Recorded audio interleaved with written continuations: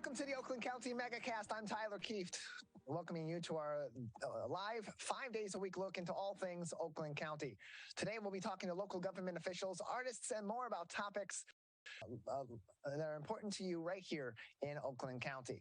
Let's get into today's headlines on our website at civiccentertv.com on our local news page. Our top story today is from the Detroit News. Christian Peck Dimmitt, Michigan Jobless Agency, is warning claimants not to answer a texting scam. Michigan Jobless claimants shouldn't answer text messages from people claiming to represent the Michigan Unemployment Insurance Agency, state officials warned on Monday.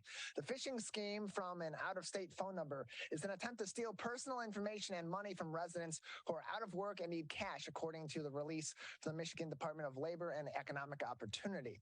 The Michigan UIA does not send text messages to claimants seeking information, the department had added. Quote, bad actors are constantly using sophisticated methods to try and steal money that you deserve, in closed quotes, said UIA Director Julia Dale in a statement. Continuing on, Dale said, quote, the UIA will not tolerate criminals who try to steal money from hardworking Michiganders. Fighting fraud and providing exemplary customer service is our top priority. If you suspect anything or anyone of trying to get your personal information or steal your benefits, let us know right away, end closed quote. The text message comes from an out-of-state phone number linked to a Texas area code, that would be 210, and quote, provides a link to claim back payments, end closed quote, according to the agency's press release. They say in this press release, quote, do not click on the link, report it as junk or spam, and immediately delete the text, end closed quote. The texts have contained the following message. The message reads, quote, Michigan Department of Labor and Economic Opportunity, in all caps, and then goes back to regular caps. Your back payment deposit of $2,800 is now pending on your profile. It is followed by a link.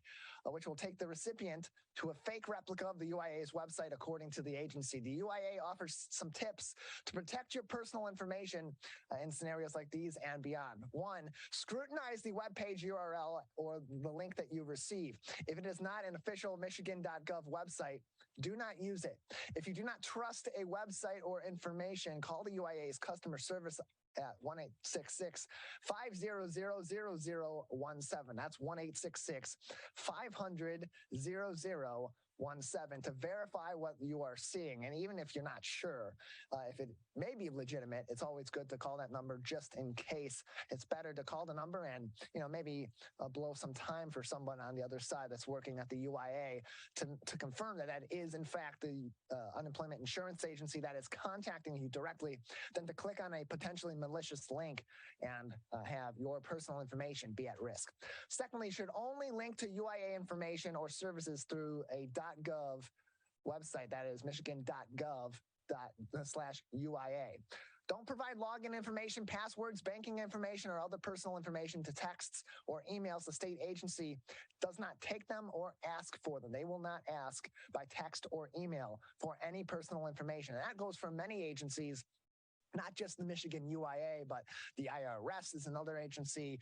Most creditors are another agency too. They will not ask you for your personal information by a text message or an email. And usually they won't even ask over the phone without immediately giving you information that confirms they are who they say they are. Also, if someone calls and makes a phone call that you're suspicious about, hang up immediately. Call the UIA's number again, 1-866-500-0017, 1-866-500-0017, and request staff to send information through your MyWAM account, MyWAM account. If you suspect fraud or identity theft, the UIA urges you to report it on their website as well. That website is linked in this article from the Detroit News on our website at civiccentertv.com on our local news page. Also making headlines there from Christina Hall of the Detroit Free Press. Bloomfield Hills nursing home workers went on strike on Monday this week. Workers at SKLD Bloomfield Hills held a one-day unfair labor practice strike on Monday, asking for better pay and staffing levels and improved quality of care for patients at the nursing home. Workers, elected officials, including Governor Whitmer and others, attended a Unions for All summit in Detroit to share experiences and discuss the labor movement. Dozens of community leaders and elected officials from across the state have voiced support for the SKLD Bloomfield Hills workers, according to releases from SEIU Healthcare of Michigan. These skilled workers are not part of a union, but they are trying to unionize. They include certified nursing assistants, or CNAs, registered nurses, licensed practical nurses, as well as laundry and kitchen staff. Alana Harper, a CNA at the facility, previously had said this to the Detroit Free Press. The Bloomfield Hills facility has between 60 and 80 workers. It had a census of 140 patients as of June 15th of this year, according to a document on the Michigan Department of Licensing and Regulatory Affairs website. After announcing their notice to strike on July 1st, workers said they faced retaliation and union-busting tactics from management, including intimidation, interrogation, and unreasonable disciplining, according to a release from SEIU Healthcare of Michigan. Henry Abutros, the vice president of Illuminate HC, said in a statement to the Free Press on Monday that the facility was fully staffed to provide care to residents, adding, quote, vast majority of our team opted to make themselves available today should the need arise, end close quote. And in another quote, it said, quote, regardless of what our teammates choose to do today, we are grateful to all of them for everything that they do and look forward to continuing open conversations on how to enhance their day-to-day experience at Bloomfield Hills, end close quote, according to the statement, which continued on by saying, quote, the challenge we face in healthcare is as great as ever, and we appreciate the support of our governing agencies and elected leaders as we stick to our mission for we are all in this together, end closed quote. Butcher said the SKLD organization prides itself on prioritizing the people who care for those in need. Quote, by and large, our teams know that we have their best interests in mind always. We have proven time and time again and remain confident that we can meet any need or request coming in from our frontline heroes through open and direct communication, end closed quote. Brian Daniel, who is 62 years old from Troy, said he is a patient at the facility and has been undergoing physical therapy after one of his legs was amputated back in March. He said he believes budget and help are issues at the nursing home, which he believes still needs more staffing. He said management and other buildings and contracted help he said management from other buildings and contracted help assisted patients on Monday, saying, quote, I think with this line of work, we do better when the people know us, end closed quote. That full article from the Detroit Free Press linked on our website, civiccentertv.com, on our local news page. Finally, making headlines on our local news page from Bridge, Michigan reporter Isabel Lohman, quote, they are not prisons, end close quote, said a Michigan schools official as they try to balance safety and learning in our schools. Williamston Community School Superintendent Adam Spina wants people to know that stress and anguish that students experience when they go to school and they go through lockdown drills. Quote, this is a significant impact, end close quote, Spina said, continuing on, quote, and if you haven't seen it with your own eyes on students, it's worth seeing. The 7-year-old who was in the bathroom when the drill happened, who couldn't get back into their classroom because the door was locked, that's crying on the floor. You know, this is not stuff that I think the public sees a lot of the time, end closed quote. Spina was among a group of Lansing area school and business leaders, lawmakers, and law enforcement officials meeting on Monday to address how to balance preparedness for safety threats while ensuring schools remain places where students feel safe, loved, and enjoy learning. Monday's gathering comes a few weeks after the Michigan House School Safety Task Force, a bipartisan group of lawmakers, proposed several bills related to school safety, and a link to an article on that is in this article from today's Bridge, Michigan. The group was formed after 4 students were killed and 7 people were injured in a shooting last November at Oxford High School here in Oakland County. Michigan schools are required by law to perform lockdown drills, and Spina said he knows that they're important, but the Williamston superintendent said other considerations also come into play when children are involved. Quote, these are not fortresses. They're not prisons, he said of schools, continuing on, saying, quote, kids are supposed to come here to have fun, to enjoy each other's company, and to enjoy learning, end closed quote. Ingham County Sheriff Scott Rigglesworth said schools threats are another common concern. He said during the past school year, there were back-to-back threats, and he had 19 deputies investigating such threats. Quote, for the most part, everything else stops until we can figure out where there's some legitimacy to the threat or not, Rigglesworth said. Several officials spoke about the importance of working together to solve school-related violence. Before the press conference, more than 24 area leaders attended the gathering met privately. Quote, I don't think we can talk about school safety without talking about adult and student mental health, along with gun safety communication with families around how to safely store firearms and how to communicate with other families when students are going to a home that may contain guns, said Dory Lako, the East Lansing Public Schools superintendent. Quote, I think it's getting more challenging, harder and harder with every act of violence that occurs to ensure that families and communities that their kids are safe and when they come to our schools every single day, end close quote. Ingham Intermediate School District Superintendent Jason Malema said the group will hold more meetings in the future and hopes to include student voices as well. He said the group has not established metrics on how to measure whether they have made area schools safer. Quote, but I would say this, as an educator 20 years in, I don't know if there is a quote unquote done and closed quote, he said.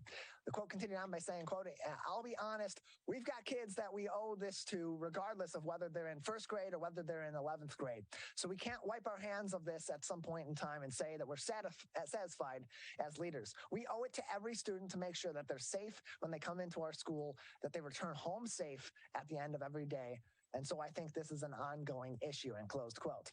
The task force recommendations included state funding for school-based health centers that could help address mental health issues earlier, commissioning threat assessments at all Michigan schools, and finding ways to act more quickly and take quicker action against immediate threats in an area where Oxford school officials are facing intense scrutiny following the rampage there last November. But the recommendations drawn up by a task force of 4 Republicans and 4 Democrats do not include additional restrictions on owning a gun. Governor Whitmer is expected to soon sign a bipartisan school aid budget that features investments on school safety and mental health, including school-based health centers.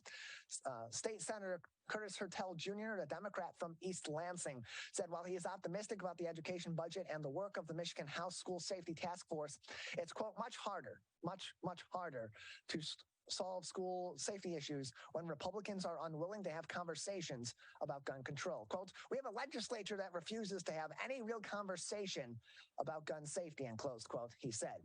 In the meantime, school officials say they will continue to try to make schools safer. Spina, for example, said his district is completing construction on the last 2 buildings that did not have secure entrances and installing an updated security and lockdown panic alarm system in order to decrease response time in the event of an emergency.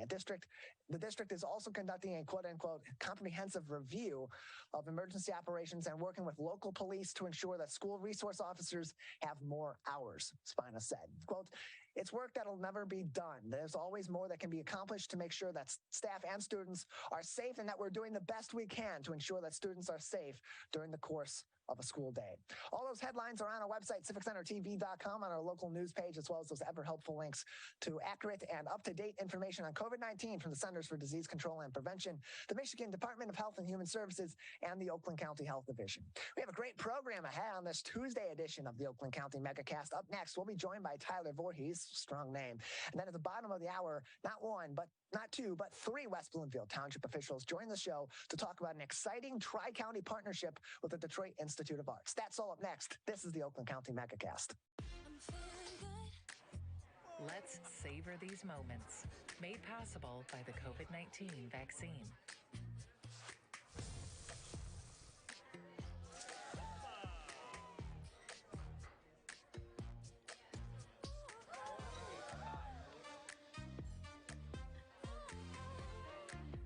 Keep the dining out going by keeping yourself protected and your COVID-19 vaccines up to date. Wondering what to say to someone who's been sexually assaulted or abused? I believe you. I'm so sorry this happened. It's not your fault. Confidential and anonymous help is available at the Michigan Sexual Assault Hotline. Connect with us 24/7. Call 855-VOICES-4 or text 1-866-238-1454 for help. Learn more at michigan.gov/voices4. Now that the vaccine is available for children 5 and up, why do you recommend it? Kids are part of the community and they can spread COVID.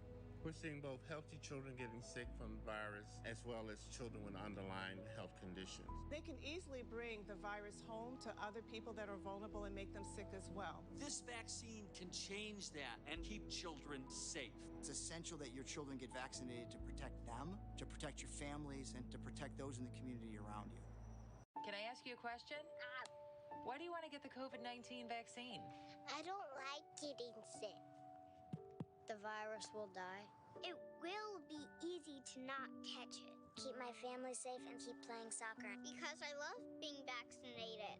What's your hope for everyone? I hope everybody gets the vaccine. To keep safe and strong. Be like happy, having fun everywhere.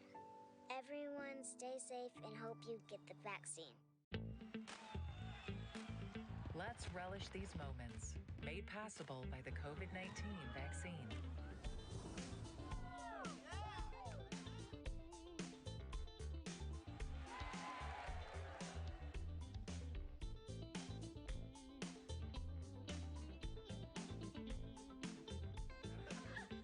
Keep the festivals going by keeping yourself protected and your COVID-19 vaccines up to date.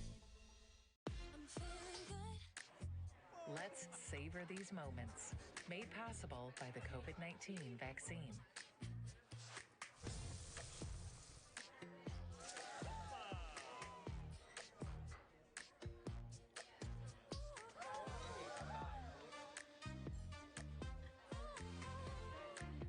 Keep the dining out going by keeping yourself protected and your COVID-19 vaccines up to date.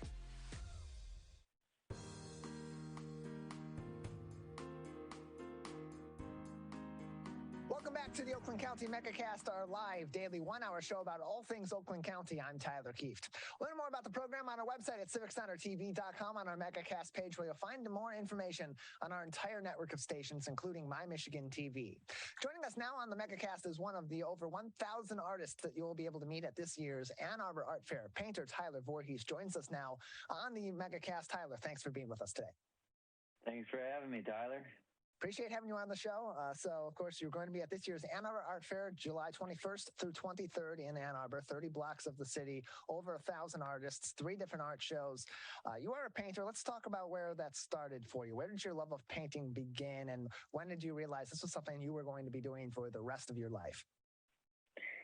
Well, I've always loved doing art. Ever since I was a little kid, I remember drawing a lot. I think my first memory of making a piece of art was I drew a cougar I saw in a coloring book, and I was just trying to copy it, and I thought it looked pretty good. So I was always encouraged as a kid.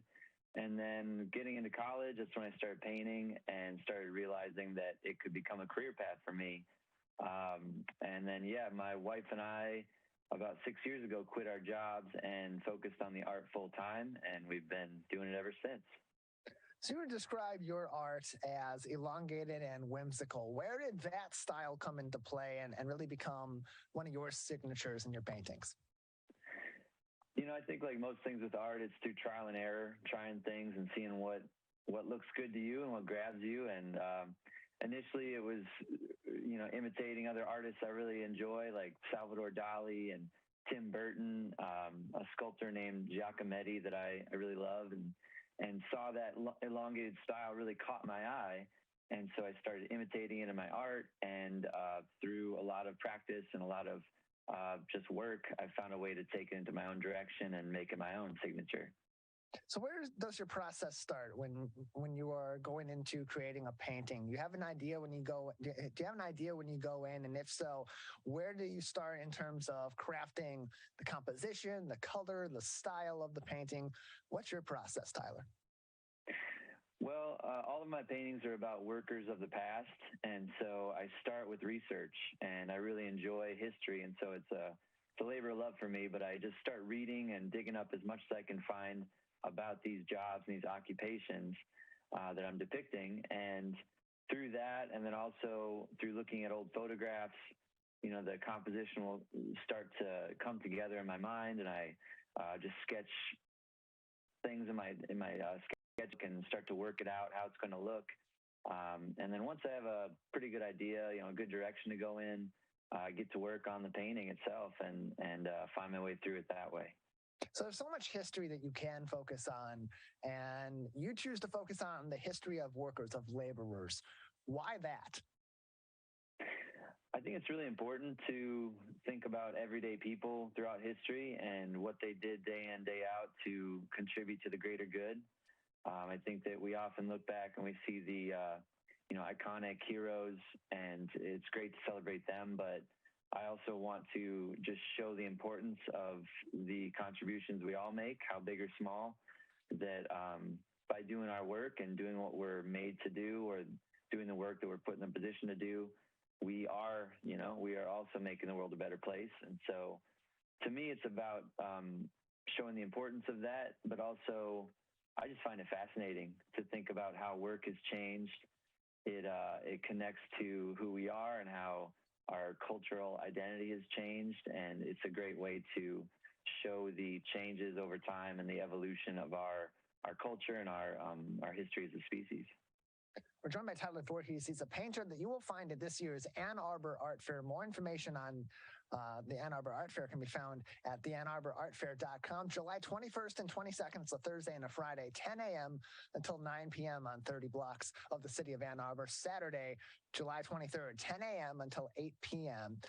You'll be able to enjoy 3 days of great art at the Ann Arbor Art Fair later on this month. And then you can find more of Tyler's art and more information on him and all that he creates at tylervoorheisart.com. That's tylervoorheisart.com for more information. Tyler, you have a specific character that's pretty common throughout your paintings called the lamplighter. What other mediums has he expanded into beyond just your paintings?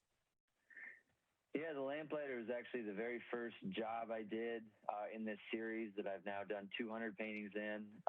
It was the first painting where I found a way to combine this long-limbed character with the theme of workers of the past. And so it's really been a special composition, a special story for me and for my wife.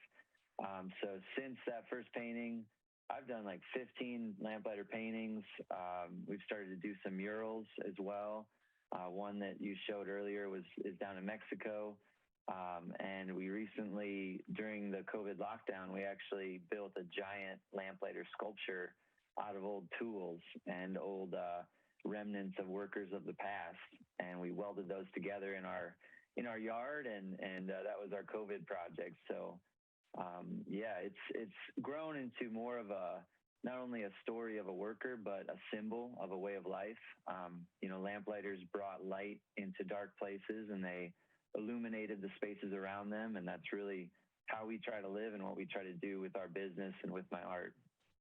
So where did the lamplighter as a character, as a recurring character in your art and in your wife's art, where did that really settle in as a character that you both would be using, but really that character that continues to come back and be thematically strong across your pieces? Well, it initially started by I was looking for a way to bring this long-limbed character into my work, and I saw an old picture of a lamplighter's bicycle. And some of the lamplighters would actually build these tall bikes. And I thought, oh, that's such a cool bike, but also the perfect bike for my tall fella. And that's where the idea came to, put the tall character with the history of the worker and combine to make this character. I think you ask a lot of artists where ideas come from, and it more feels like we're just given these things, and that's the way I feel about it. And so I just feel fortunate that I was given this idea, and it's fun to see where it's going to take us, because it really resonates with a lot of people we found, and that's fantastic. CivicCenterTV.com/megacast this afternoon to see this interview on demand. If you're listening on the radio and want to see some of Tyler's art, you can also find his art on tylervoorheisart.com, tylervoorheisart.com, including the sculpture and the painting on the outside of his home that he and his wife did, featuring the lamplighter sculpture. So let's talk about that more, Tyler. You and your wife, you worked on the lamplighter sculpture together, and now it's in your front yard, as you showed us. What was the experience like of creating that piece, especially at your home, and something that really is so indicative of yours and your wife's style of art? It was great. I mean, I didn't know how to weld, and neither did my wife, and we just had to figure that out. So from a technical aspect, we grew a lot. I'm not going to say it was easy, and we didn't have a few heated exchanges about it, but we joked that it was about 8 months of marriage counseling as well as a time to make a sculpture together. One other surprise we had was that, we're collecting all these old tools and all these old remnants of workers, and it was fun to find them ourselves, but we also had complete strangers and people from the neighborhood stop by and drop off, a rusty old wrench they had in their barn or some old things that their grandparents had left behind and they didn't know what to do with. And so it was really great just to connect with people through the sculpture. And, they'd come back and see, oh, yeah, we used that piece on the arm of the lamplighter. And so the community piece was a really wonderful surprise for us. And I also think it connects to, what that sculpture and what the art in general does. It connects us to other people and just really, illuminates the world around us. And that's the intent. We're joined by painter Tyler Voorheis on the Oakland County Megacast. He's one of over 1,000 artists you will find at this year's Ann Arbor Art Fair, July 21st through 23rd on 30 blocks of Ann Arbor. More information on the entire art show, including all 3 of its art shows within the art show, entertainment, and more activities in Ann Arbor, July 21st through 23rd on theannarborartfair.com, theannarborartfair.com, and to view Tyler's art, tylervoorheisart.com, tylervoorheisart.com is the website to view many of his pieces. As you create these pieces, as you highlight some of the workers past and present and maybe even into the future, what sort of research goes into that so that you are collecting those key points, those focal points, and really creating a piece of art that shows the labor that goes into these different professions, but also the history of those professions? Well, as far as gathering ideas, I love reading about history, and so often I'll come across things in the books I'm reading that I hadn't thought of. But that's about half of it. The other half is just interacting with people at art festivals like the Ann Arbor Art Festival. And, a lot of historians out there, a lot of people who have, jobs in their families that I hadn't thought of, and they'll come and tell me how their grandfather was a postmaster in a little town in Kansas or something. And it just gets me thinking. And so in my studio here, I keep a running list of ideas that I haven't painted or some that I want to come back to later. And then I come to the studio on the days I paint and look at the list and see what grabs my attention and then start that process I mentioned earlier of research and then the creation of the art. We're joined by Tyler Voorheis. He joins us now on the Oakland County Megacast, a painter you'll find at this year's Ann Arbor Art Fair, July 21st through 23rd on 30 blocks of the city of Ann Arbor. So you mentioned you enjoy these art fairs. You love going to places like Ann Arbor and talking with art enthusiasts and talking with people that have unique backgrounds. What about that interaction gets incorporated into your art ultimately? As you talk to these people, as they interact with you, as they interact with your art, what do you as an artist take out of those relationships? It's interesting with COVID and all the festivals being canceled that one year. I think a lot of us artists got to realize how important that experience is to our work. And for me personally, it's very motivating for me when I am in the studio. It gets me excited when I have some piece of art that I'm excited about. I also really bring a lot of enthusiasm to that moment where I get to share it with people who know my work and a lot of who've never seen my work before. That surprise and that delight that you get to watch go across people's faces as they walk into your booth and open their eyes to the possibilities of what us artists can do. So for me, it's really, just as important as the creation is the chance to share it with people and to meet with new collectors and collectors that have known me for a while. It really feeds my work. It's an energy that I bring into the studio after the festivals. We're joined by Tyler Voorheis, who you will see at this year's Ann Arbor Art Fair. You can find more information on his art and see some of his pieces that you may also see at this year's Ann Arbor Art Fair on tylervoorheisart.com, tylervoorheisart.com. And Tyler, you're originally from South Dakota, but now you live in the state of Michigan. Having lived in the state of Michigan, presented your art in the state of Michigan, can you speak to the unique love that Michiganders have for art and that love that's been manifested in what you've seen at shows like Ann Arbor and throughout the state since you've lived here? Michigan is such a unique combination in my mind and in our experience. We loved growing up in South Dakota and the rural communities that my wife and I both came from. We see the value of that small town life and that closely knit community. And so we found that in Michigan, but what we have also found is that the art scene here is thriving, and somehow there's this wonderful combination of rural life and small town feel with this really exciting and dynamic arts energy and community. So we just easily connect with Michiganders, and they're just our people, and so they've welcomed us, and we just feel at home here. And we've been here for 5 years now, so we're just honored to live in Michigan.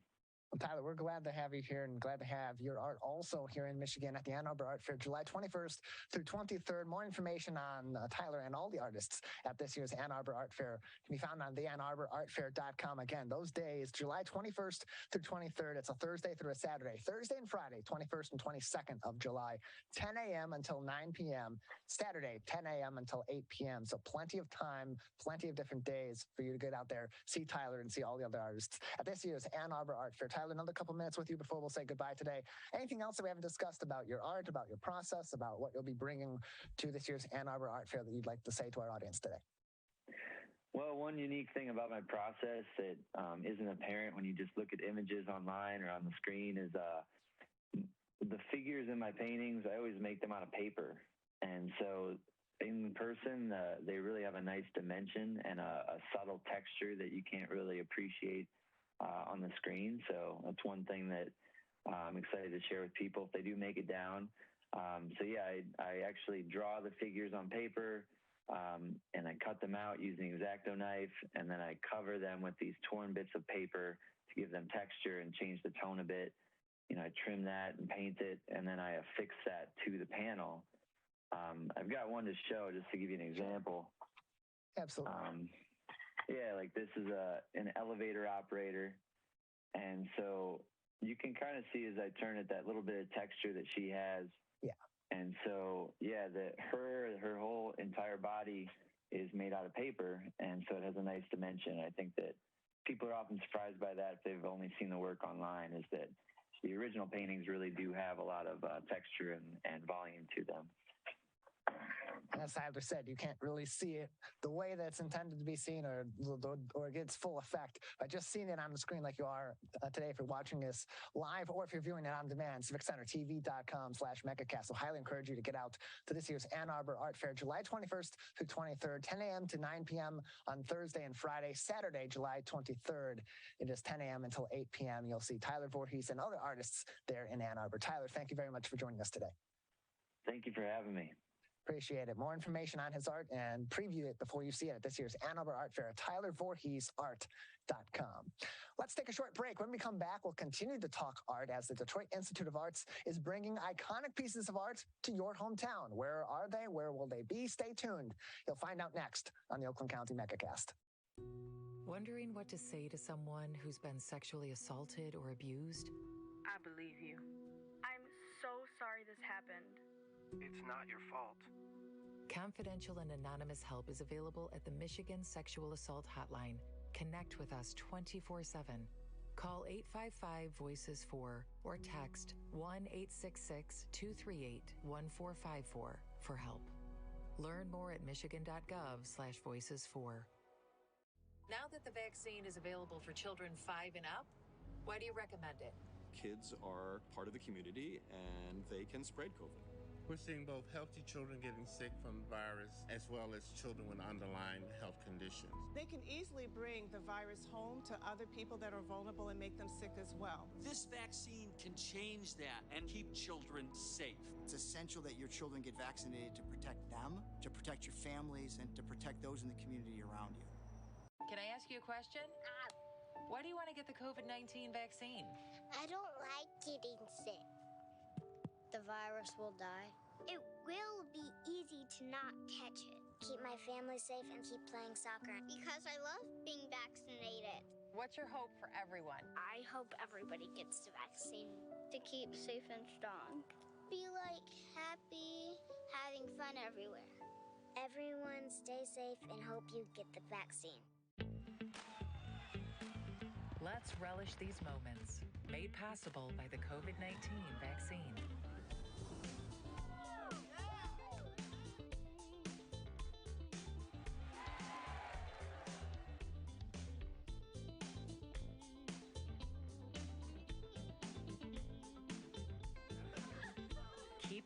festivals going by keeping yourself protected and your COVID-19 vaccines up to date. Let's savor these moments, made possible by the COVID-19 vaccine.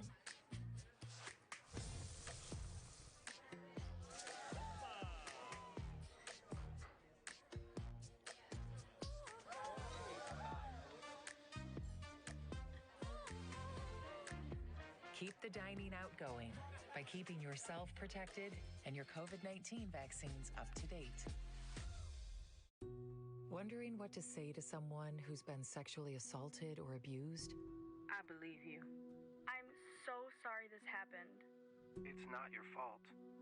Confidential and anonymous help is available at the Michigan Sexual Assault Hotline. Connect with us 24/7. Call 855-VOICES-4 or text 1-866-238-1454 for help. Learn more at michigan.gov/voices4.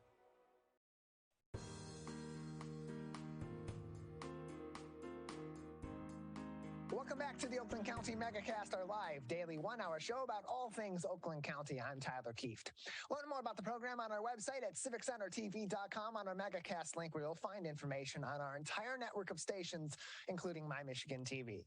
Joining us now on the program is Debbie Binder, West Bloomfield Township Clerk, Terry Weingarten, West Bloomfield Township Treasurer, and Kathy Rust, the Director of the West Bloomfield Township Public Library, as West Bloomfield has entered a summer-long partnership along with many other communities in Oakland, Wayne, and Macomb County with the Detroit Institute of Arts. Thank you three for being with us today. Hi, Tyler. Good to be here. Yeah, good to have you all with us. So, earlier on just recently, we had the DIA on the program with us. We had Amanda Harrison from the DIA of Oakland County to talk about this project.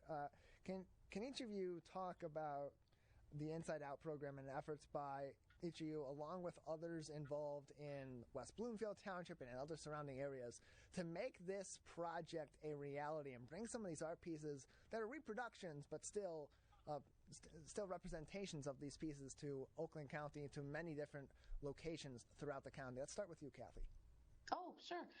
So I have been part of the DIA Inside Out program as a group of people, bringing it to the community of Troy when I was director at the Troy Public Library. And I had worked with the city's community affairs director and the Parks and Recreation director to bring that to Troy. So I got an email that said that the DIA was accepting applications for the 2022 season for Inside Out. So I reached out to Jen Tucker at Parks and Debbie and Terry and said, hey, what do you think? Do you want to try this? And I think it might have been Jen, but it might have even been Debbie or Terry who had been kind of thinking along those lines already. So it was like a very synergistic partnership. We were all on the same page right off the bat. And Jen and I worked on the application with help from Debbie and Terry. I'm fairly new still to the community, so I wanted to make sure, I was understanding and hitting the high points. So I would say it's very definitely a collaborative project. And we all felt really, we really hoped that we would get it because we knew this would be a great thing to bring to the community. And so for you, Debbie, same question for you. Can you talk about being involved in the Inside Out program and why this was something that when it was brought to your attention and to the township's attention, that it became an immediate interest and something that could not only be something impressive for the residents of West Bloomfield, but something that could attract other people to visit West Bloomfield in these many different locations? It was something that I had thought about before, and just time kept me from getting it done. When Kathy brought it to our attention, it was an exciting moment for two reasons. It was an exciting moment for the opportunity, and it was an exciting moment because of the team that got to work together.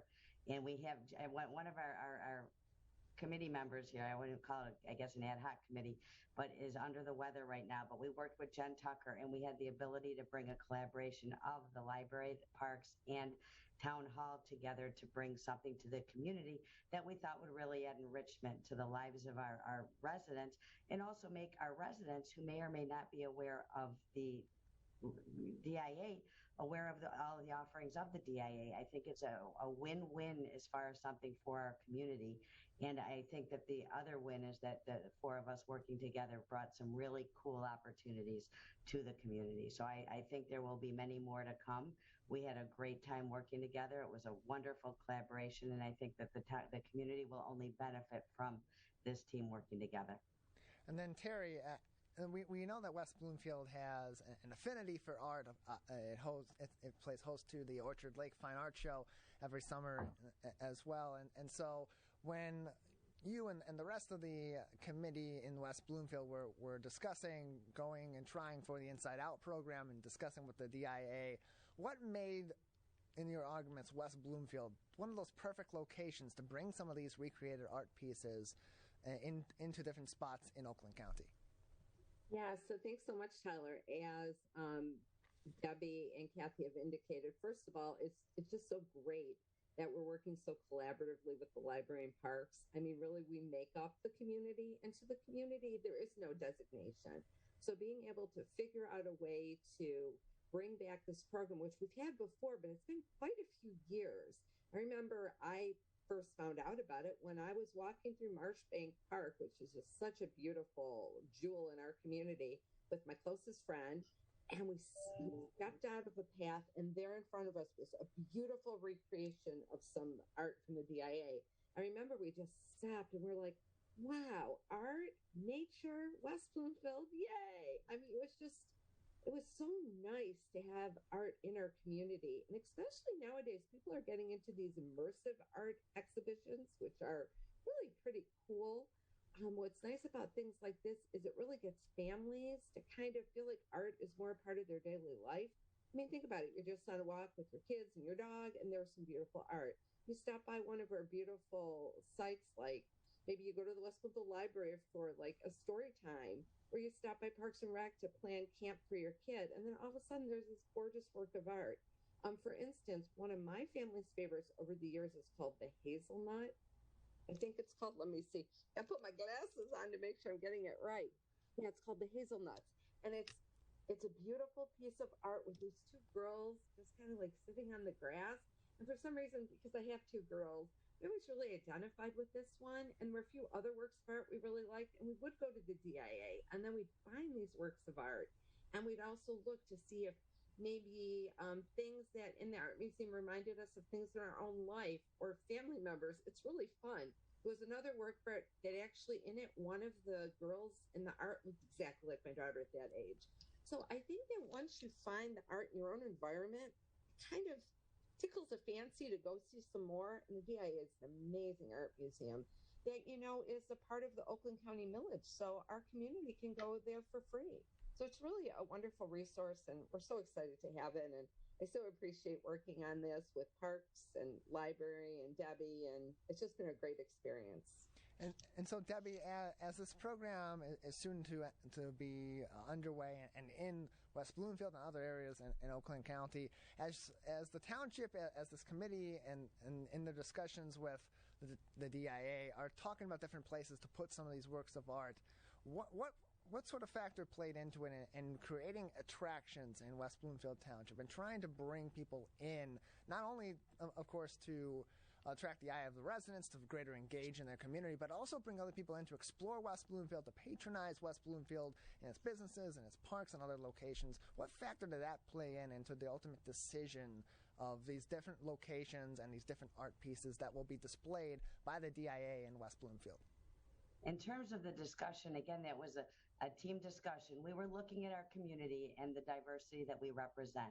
It was an on-site walk around and plan with the DIA. So it wasn't just a let's talk, it was a let's walk and look at locations and discuss what we were looking to accomplish by bringing the art to our community. One of the things was having diversity represented in the choices. Since we are one of the more diverse communities in Michigan, we thought that having a diverse background of artists would also be something that was appealing to our residents. And we also were looking at locations, maybe getting into areas that were less populated, perhaps, and not, people always come to the downtown area, but how do we get them out more on, we know they're going to the trail, but let's put something at the trail. Let's put something at the West Acres Library. Let's get people moving around the community more. We looked to, Kathy in the library and Jen in Parks to really help with the programming. As much as we love to believe that people come here because the board's just so fabulous, the reality is they really come here because of our parks and our library and the programming and resources they provide. So that was where the value of the partnership came into play to help with that. But again, going back to, we had two clear goals. One was to represent the community with the art choices, and two was to make sure that that different areas of the community had the opportunity to experience that art and bring people who may not have ever been to the West Acres Library. I mean, everyone knows the main library, but they may have never gone to the West Acres Library. Now they have a solid reason to go over to West Acres and see the piece of art that's there, and also discover the beautiful and tranquil resources that the West Acres Library has. We're also joined by Terry Weingarten, West Bloomfield Township Treasurer, also on the Michigan Megacast. Terry, what are some of the locations in West Bloomfield that some of these pieces will be located at if people are interested in engaging in this program right in West Bloomfield? Right. So thanks again, Tyler. So as I mentioned, my family loves the painting the hazelnuts. That one is at the Parks and Recreation Center. We also have Blue Madonna, which is a very interesting work of art that I wasn't familiar with. So I'm excited about that one. That one's at the West Bloomfield Township Library, the main branch. Then at the West Acres branch, we have Night Shift, which is more of a photographic piece from the Pontiac Assembly Plant. So that's a nice one. And then what's really great too is in some of the parks, we of course have landscapes. So at Marchbank Park, we have Bank of the Oise et Auvers, which is a Vincent van Gogh. And then at the West Bloomfield Nature Preserve on Arrowhead, we have Winter Landscape in Moonlight. And then at the Drake Sports Park, we have the Wedding Dance, which probably some people in our community are familiar with. It's kind of a well-known painting. So we really got some gems. And what's interesting, too, is when you look at them, of course, the recreations, but they're vibrant. I mean, they really do look like the originals. And it's just really a great way to have like a hands-on experience. And you know how the young people are going around and their Google games where they would go from site to site? We have 6 sites, so maybe this could be a little bit of a treasure hunt, an art treasure hunt for our residents to see all the pieces. We're joined by Terry Weingarten, West Bloomfield Township Treasurer, as well as Debbie Binder, the Township Clerk, and then Kathy Russ, Director of the West Bloomfield Township Public Library. And Kathy, as you said, when you worked as the director of the Troy Public Library, the Inside Out program did come to Troy. What was the reaction from the folks in Troy to this program, and then from the city also, and having these different recreations of iconic pieces of art as attractions in the city? It was nothing but positive. I mean, everybody loved it, enjoyed it. In fact, I think there were a lot of people who had asked us, if I remember, if we could keep them and keep them forever. And it was like, well, no, they have to go to other communities. The DIA takes them back and tries to share the wealth. But I think what it does is it makes an argument for public art. That public art really does bring so much to the community. These pieces are on loan to us. We have them for several months. Then they'll go back to the DIA and next year be used in another community. But that public art enhances a walk in the park, enhances your entrance to the library, your visit to the recreation department, wherever you happen to be. It gives you something different to look at. It gives you something to think about. Just brings that cultural dimension to your life that you might not be paying attention to or notice, or just maybe, just adds it where it isn't there. So I think we're all hoping that that's the experience that people in West Bloomfield have, just that it enhances their lives and is something fun and enjoyable for families to do, for individuals to do, just for everybody to enjoy. Inside Out by the Detroit Institute of Arts can be found in 3 different counties throughout southeastern Michigan, in Wayne County, in Macomb County, and in Oakland County, in places such as West Bloomfield Township. More information on dia.org/insideout. That's dia.org/insideout, or by visiting the township's website, wbtownship.org, or the library's website, wblib.org. And Kathy, as we engage with this event, as you've seen the impact it had in Troy, in that city, and at your library over there, Now, and knowing that the township has such a love and appreciation for art, does that inspire more events to then pop up in the near future through the library or through other organizations as you speak with others in the committee to continue to engage the community through art? Oh, sure. So one of the things that I think is so great about this program is the DIA program is it lends itself to programming, certainly for the library and certainly for parks. And I think at some point, Jen Tucker, I'm sure, will be a guest on your program so she can talk about all the great things that Parks is doing. I do want to mention, in addition, Tyler, to the websites that you mentioned, the Parks Department does have a map of all of the pieces on their website. It's wbparks.org/DIA. And it's a great map because it shows all the different locations, but it also shows you a small representation of each piece, and you can see where each piece is. So I just want to make sure to get that out there. But in terms of programming, yes, the library, the timing was great for this program because it's in tandem with our summer reading program. And this is the first year since the pandemic that we are restarting in-person programming.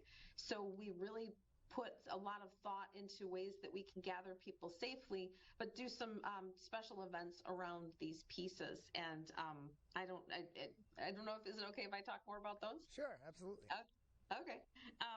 So we have a program called Inside Out People and Place, and an art expert named Karen Imaricio is coming to do a program for us. It's the same program, once on June 2nd and once on August 4th. But she's going to take each piece and give the history of it, talk about the cultural things that were going on at the times the piece was created or photographed or what have you. And so if anybody is interested in learning more about individual pieces, this would be a great program for that. And then we've also got, because the piece at the West Acres branch is a photograph, it's called Inside Out Photography, and that's on July 7th. And it talks more about the importance of photography in the art world. You know, sometimes people think, oh, it's just a picture, it's just a photograph. Well, photography is art.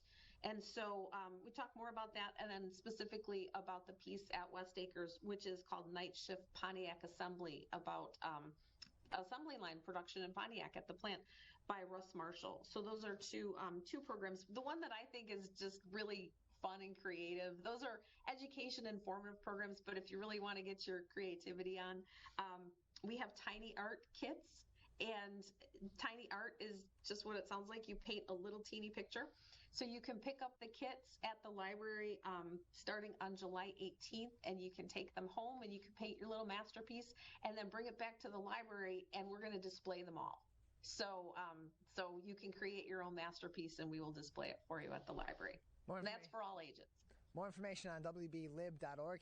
You can also learn more about the Inside Out program coming to West Bloomfield at wbtownship.org, and find the full map of locations in West Bloomfield at wbparks.org. For more information throughout the Oakland County, Wayne County, and Macomb County area, where Inside Out will be in several different communities in each of those counties, go to dia.org/insideout. Debbie, Terry, Kathy, thank you all so much for joining us. Thanks for having us, Tyler. Appreciate it. Thanks so much. Thanks. Let's take a break on the Megacast. On the other side, we'll kick off the Michigan Megacast on your radio homes for the program. 89.3 WBLD Orchard Lake and 88.1 WBFH Bloomfield Hills, as well as the remainder of our network with the Birmingham Village Players. This is the Michigan Megacast. Now that the vaccine is available for children 5 and up, why do you recommend it?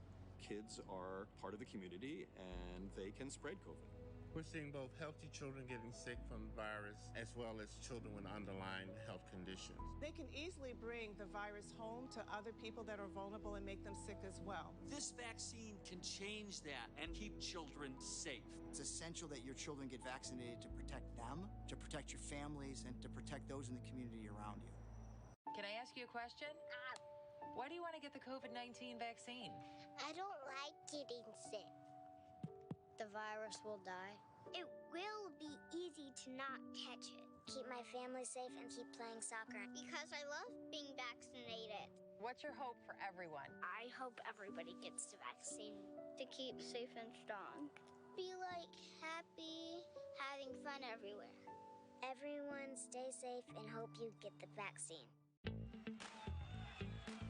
Let's relish these moments, made possible by the COVID-19 vaccine.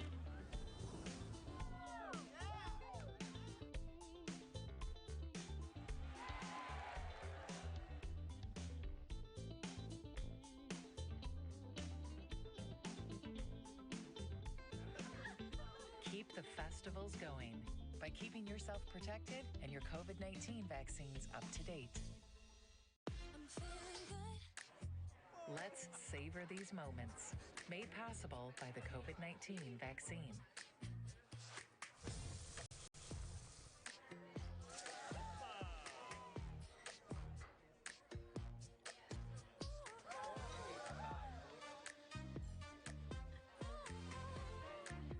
Keep the dining out going by keeping yourself protected and your COVID-19 vaccines up to date.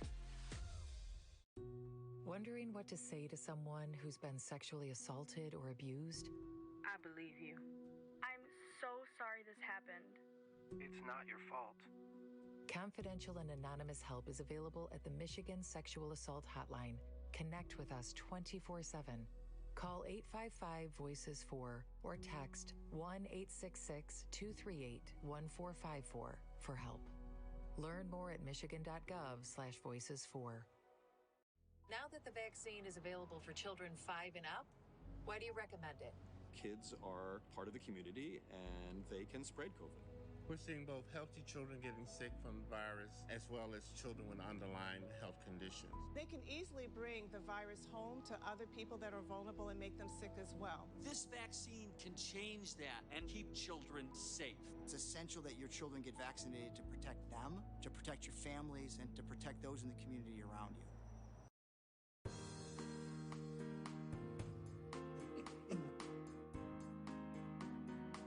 Welcome to the Michigan Megacast. I'm Tyler Kieft, welcoming you to our live 5 days a week look into all things Michigan. Today we'll be talking to theater directors and actors, science lovers, nonprofit leaders, and more about topics important to Michiganders like you.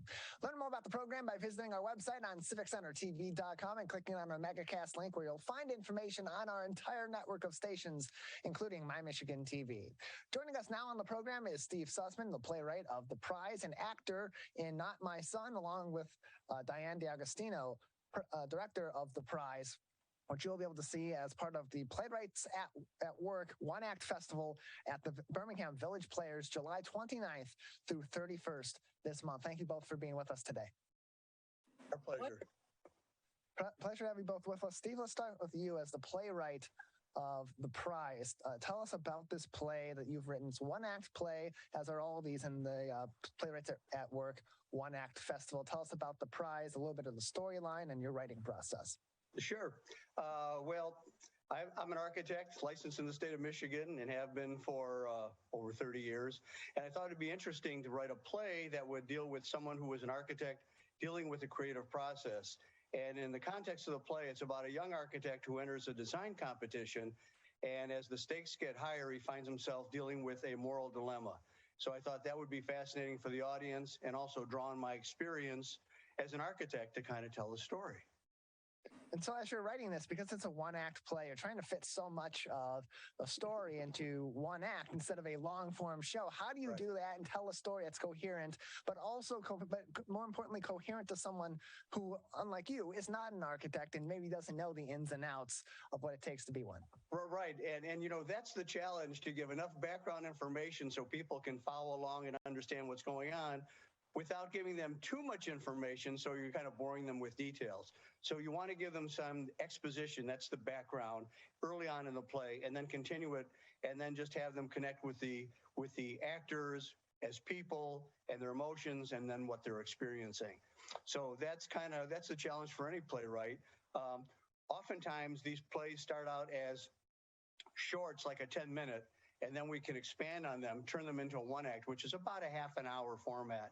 And then in some cases, if there's still more story to tell and there's more information to relate, sometimes those are expanded into a full-length play.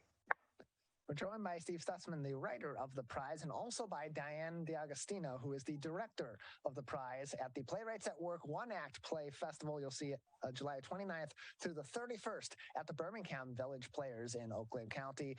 Diane, as you're directing a play like this, as you're directing a one-act play, and as Steve said, you're trying to build this story in about 30 minutes. You're trying to compress an entire story, if you can, into one act of a play. As a director, as you're working with the actors and you're comprising everything that goes into the performance of a one-act play, how do you do so in a way that makes those performances and the entire show itself compelling to an audience without necessarily being forced or driven, given that the play is not very long in time length? Well, I'm very fortunate that the play itself is written very well. The play has to be constructed well in order for a director to have something to work with, as well as the actors.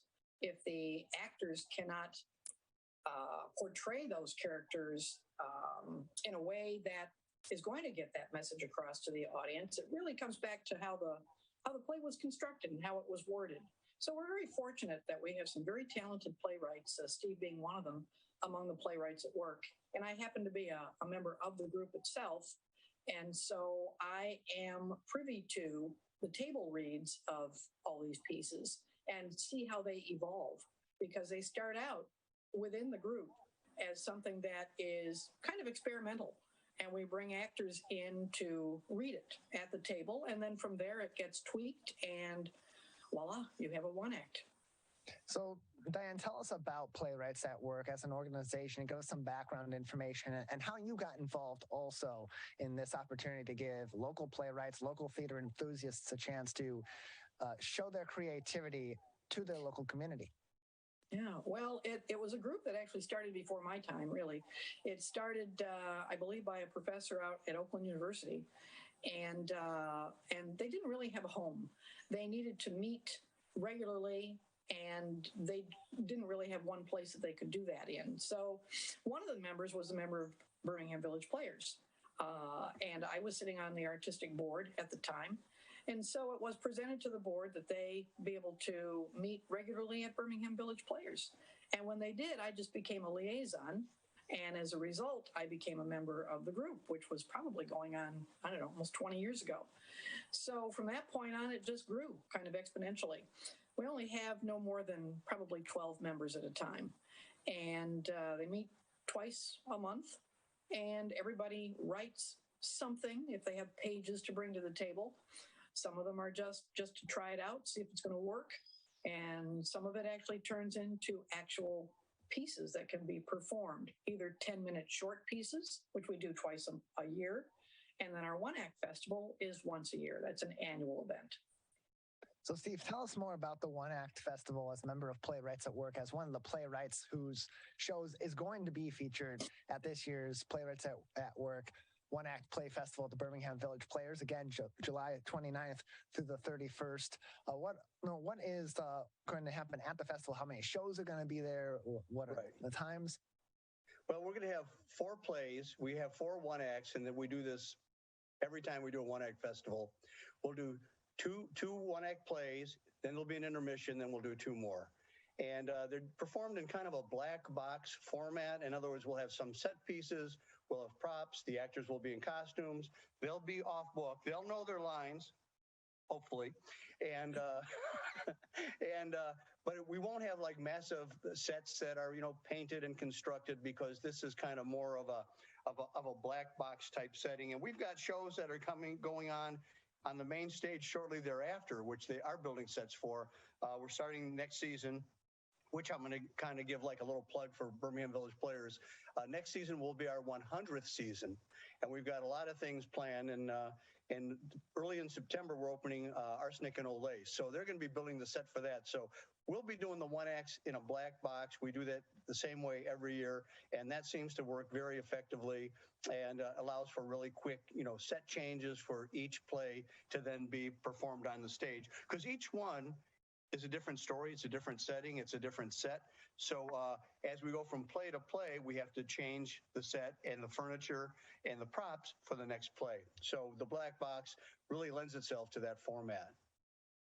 We're joined by Steve Sussman and Diane D'Agostino from Playwrights at Work, the Playwrights at Work One Act Festival, coming up July 29th through 31st of this year at the Birmingham Village Players. And it'll include plays such as Steve's The Prize, which is directed by Diane. Steve, you're also an actor in another one act called Not My Son that will be presented at this year's festival. As an actor, especially knowing the writer, the playwrights, knowing the directors, knowing your fellow actors as part of this group, how does that play into you as an actor and how you perform or how you prepare to perform one of these plays? Well, it's because I knew the playwright and I knew the other actors that I decided that I wanted to be in one of the plays. Generally, I'm not. Oftentimes, I'm directing. But in this instance, they were looking for an actor, and I knew the other actors in Not My Son. I thought that'd be a lot of fun to work with them. They're people that I've worked with before, and I haven't in quite a while, so I was looking forward to that. It's a well-written play. It's very different from my play. Each of the four plays are all very different. Some are dramas, some are comedies, some are dramedies, and so I think there'll be a lot of variety, but that's kind of what appealed to me about being on stage with my fellow actors and friends. And Diane, same question to you, but from the director's perspective, knowing the playwrights, having worked with the playwrights, maybe even helped them through their writing process, and then directing one of their shows at this year's festival, how do you as a director approach it in that case, or how does that change the act of directing, knowing the process that's been taken to craft this play from start to finish, really, from the writing aspect all the way through the end performance? Well, I find it to be an advantage, really, because I've been very involved in that process, as you said. And it's it's fun for me to see the play kind of begin as a seedling, I'd say, and then watch it grow, watch it change, and finally become the end product, what it is today. And even when it's performed this for the first time on stage, it's not to say that there will not be some tweaks along the way, even as we are rehearsing for the piece. And of course, Steve is a part of that. If anything is going to change or evolve in any way, shape, or form as a result of the actors' input, then Steve can also make some changes before we even put it on stage. So it's interesting. It's just a great process. More information can be found on the Playwrights at Work One Act Festival, as well as the entire program, Playwrights at Work, on the Birmingham Village Players website, birminghamvillageplayers.com. That's birminghamvillageplayers.com. Again, the One Act Festival for Playwrights at Work, July 29th and July 30th at 8 p.m. The 31st, July 31st, a matinee at 2 p.m. Tickets are $10 plus a $1 processing fee. So we'll add that all up. It is $11 to see those shows on any of those 3 days. Again, the 29th and the 30th of this month, July, 8 p.m. performance at the Birmingham Village Players. July 31st is a 2 p.m. show. More information on birminghamvillageplayers.com. Diane, if people would like to get involved in Playwrights at Work in the future, they love this concept, they see the plays, they have some ideas of their own and would like to work with theater lovers in the local area in Birmingham, how can they get involved with Playwrights at Work? Well, they can get involved with Playwrights at Work the same way they can get involved with Birmingham Village Players by contacting really our number at the Playhouse, which it doesn't come to mind right at the moment. But we have a website, birminghamvillageplayers.com, and it would be very simple for them to reach out to us at any point in time. Our box office is open from 10 a.m. until 4 p.m. Tuesday through Friday, Saturday. Actually, Tuesday through Saturday, I believe. Yeah, Tuesday through Saturday from 10 to 4. And so if they even just walked in the building and spoke with Steve Roberts, he can direct them to any particular person that he wants to, and it could be any one of us in the group of Playwrights at Work, or either myself, and they can join right in. More information, birminghamvillageplayers.com, birminghamvillageplayers.com. The phone number Diane's referencing, 248-644-2075,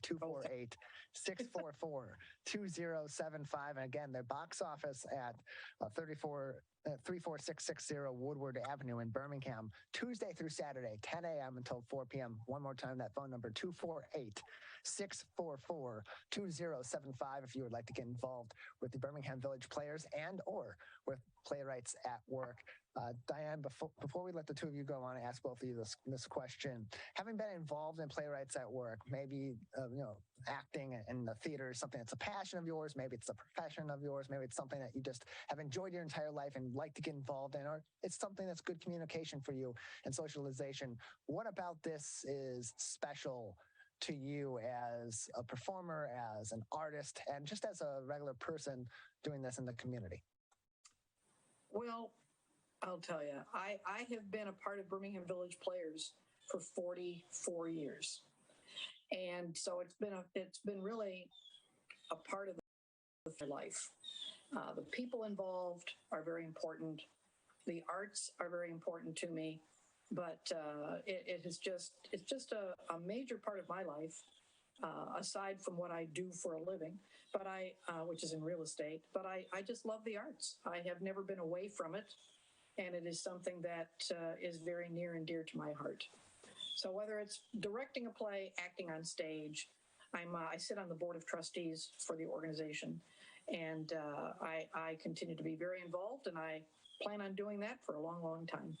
Steve, same question to you. What impact does this have on you as someone who loves the theater, who performs, and as someone who engages in this as a hobby that clearly you're very passionate about? Well, I got involved in this because my kids, I've got two daughters who are very talented, and they were doing community theater shows, and my wife kind of said, well, they need some adults, and I drafted you. And I said, well, wait a minute, I'm pretty busy. And she said, well, we can do this as a family.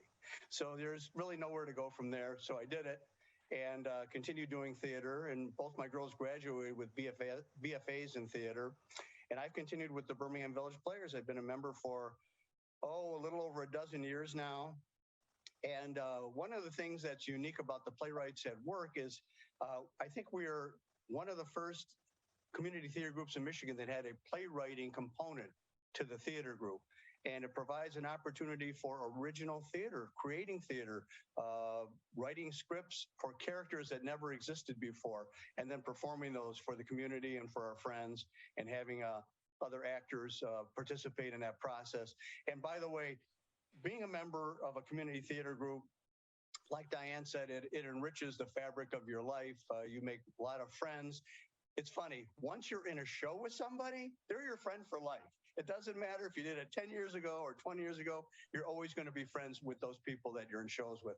So to me, it's been a very rewarding and enriching experience being part of a community theater group, and I'm very proud to be part of the Birmingham Village Players. Steve, Diane, thank you very much for being with us today. I appreciate it. Thank you so much. Appreciate the opportunity. Come to the One Act Festival, everyone. Yes, come on down.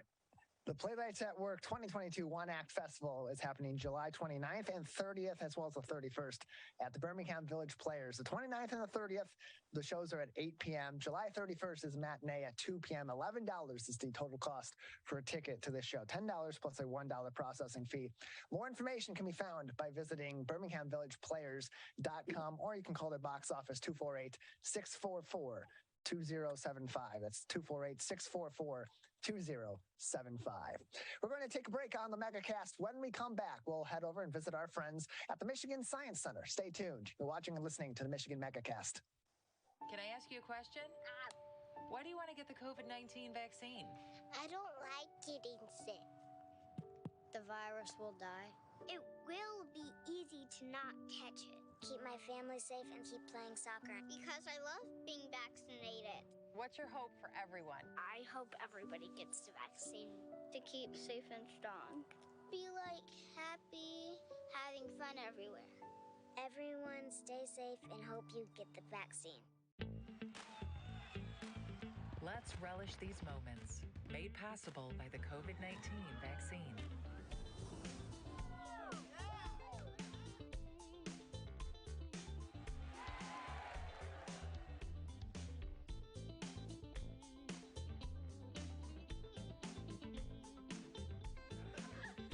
Keep the festivals going by keeping yourself protected and your COVID-19 vaccines up to date. Let's savor these moments, made possible by the COVID-19 vaccine.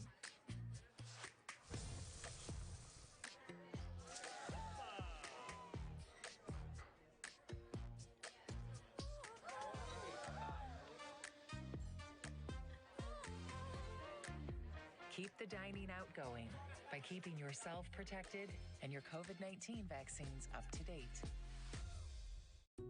Wondering what to say to someone who's been sexually assaulted or abused? I believe you. I'm so sorry this happened. It's not your fault. Confidential and anonymous help is available at the Michigan Sexual Assault Hotline. Connect with us 24/7. Call 855-VOICES-4 or text 1-866-238-1454 for help. Learn more at michigan.gov/voices4. Now that the vaccine is available for children 5 and up, why do you recommend it? Kids are part of the community and they can spread COVID. We're seeing both healthy children getting sick from the virus as well as children with underlying health conditions. They can easily bring the virus home to other people that are vulnerable and make them sick as well. This vaccine can change that and keep children safe. It's essential that your children get vaccinated to protect them, to protect your families, and to protect those in the community around you. Can I ask you a question? Why do you want to get the COVID-19 vaccine? I don't like getting sick. The virus will die. It will be easy to not catch it. Keep my family safe and keep playing soccer because I love being vaccinated. What's your hope for everyone? I hope everybody gets the vaccine to keep safe and strong. Be like happy, having fun everywhere. Everyone stay safe and hope you get the vaccine. Let's relish these moments, made possible by the COVID-19 vaccine.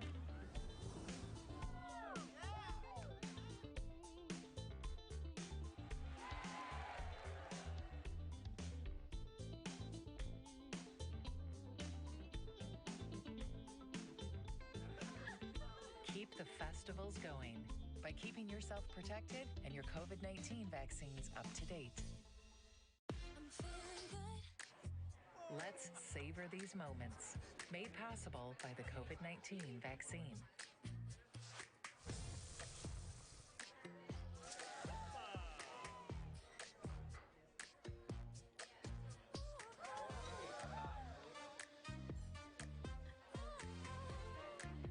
Keep the dining out going by keeping yourself protected and your COVID-19 vaccines up to date.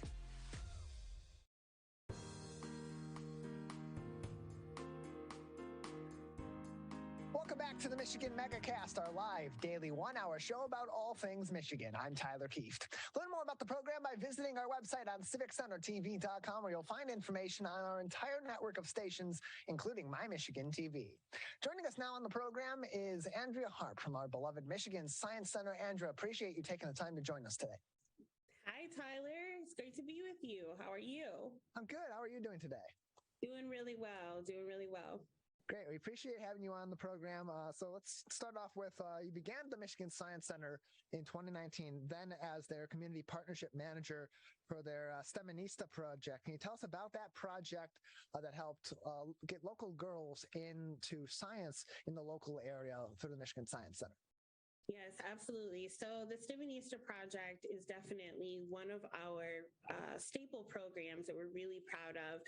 The program is dedicated to middle school girls that are in 4th through 8th grade and really committed to getting them high quality STEM opportunities. Together, we partner with corporations and local STEM role models who also help to mentor those young ladies and really just support them and inspire them and uplift them in whatever ways that they can. And so through that project, we hope that girls just become more exposed to the opportunities that STEM has to offer them.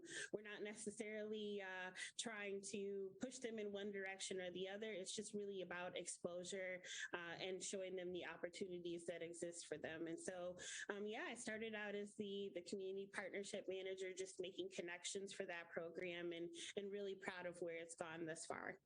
So it's still ongoing, that program right now? Yes, absolutely. The project is about 5 years old. And to date, last year, we were actually able to take the program statewide. So we had 12 Stivanista ambassadors that represented various counties and regions across the state of Michigan. And they were able to do amazing things in capstone projects and working with their mentors. And it was awesome to see them graduate and complete their cohort. And now they are considered, again, ambassadors.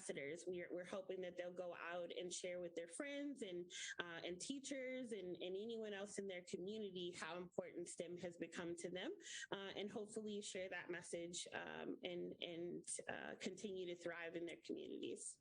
We're joined by Andrea Harp on the Michigan Megacast. She is the Chief of Staff as well as the Director of Culture and Community at the Michigan Science Center, joining us on the program today. More information on the Michigan Science Center and all of their programs, including the STEMinista program, can be found on the Michigan Science Center's website, mi-sci.org.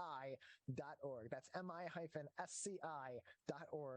for more information. And so now your duties at the Michigan Science Center have expanded a little bit. You've gone from that role that you began in 2019 to now the Chief of Staff and the Director of Culture and Community at the Science Center. Tell us about that role and how your previous role at the Michigan Science Center helped you really to expand into this current role.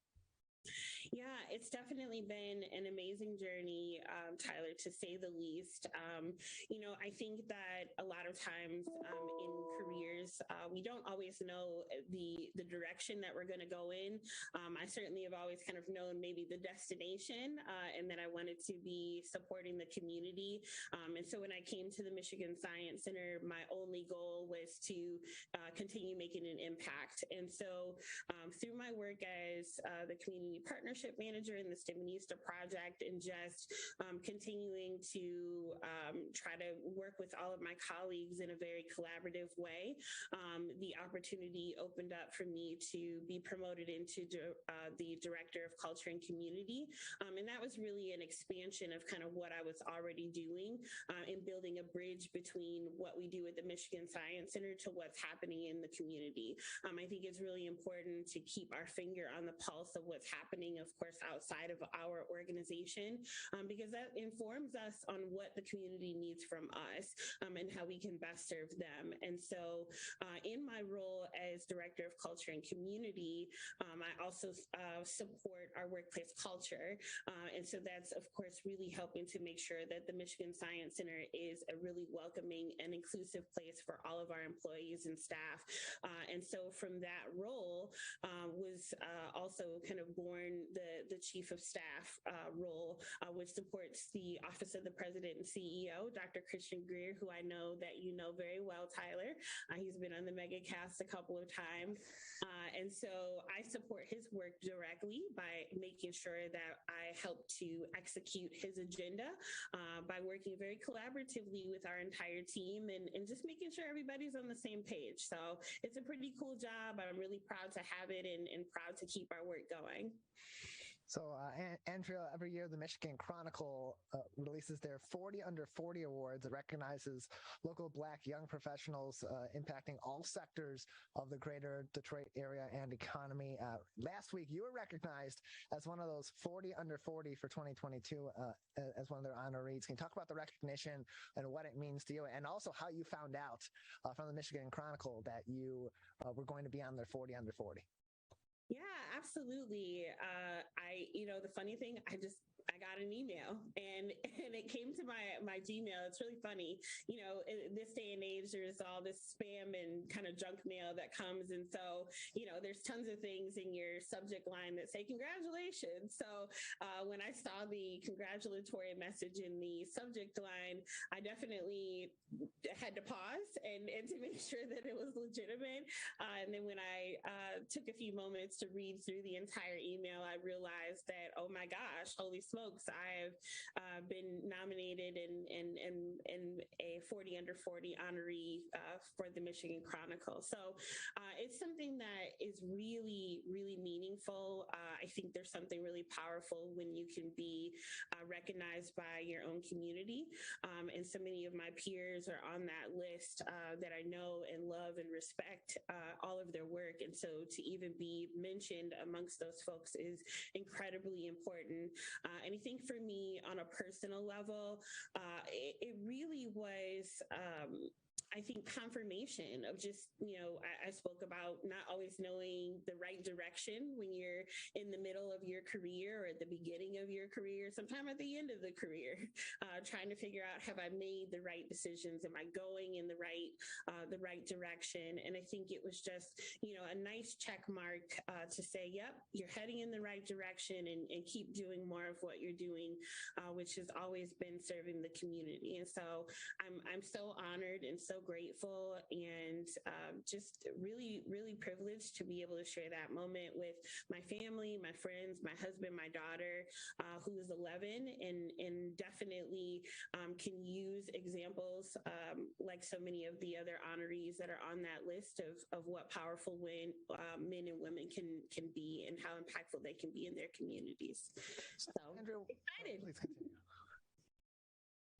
Andrew, so as you mentioned that, what about receiving this award, or how does it manifest as special to you personally, but also in validating the work that you do, but also how does it feel for you knowing that you are one of those people on that list, that you mentioned your 11-year-old daughter seeing these other people that are on the 40 Under 40 list and having those role models, but also knowing that you may be a similar form of a role model as that for other people and other young people in the local community? I will say it's a little heavy to a certain degree, right? When people start looking at you a little bit with a little bit more scrutiny, maybe.